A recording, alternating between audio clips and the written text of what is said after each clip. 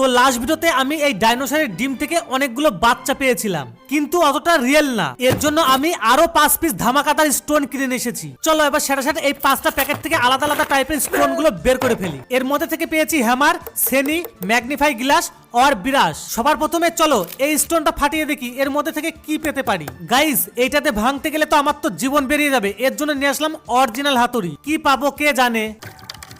দেখো এটা কি পেয়েছে আমি কিছুই বুঝতে পারছি না। এবার দ্বিতীয় স্টোন থেকে কি পেতে পারি। গাইস এটা ঘুষি মেরে ভেঙে তো গেছে। তাও ভাই এটা দেখো সোনার মতো চকচক চক করছে। গাইস মনে হয় এটা কাজের জিনিস পেয়েছি। গাইস 3 নাম্বারটার থেকে যেন টাইগার পেয়ে যায়। ঠিক আছে এবার এটাকে ইটের পর রেখে ভাঙবো।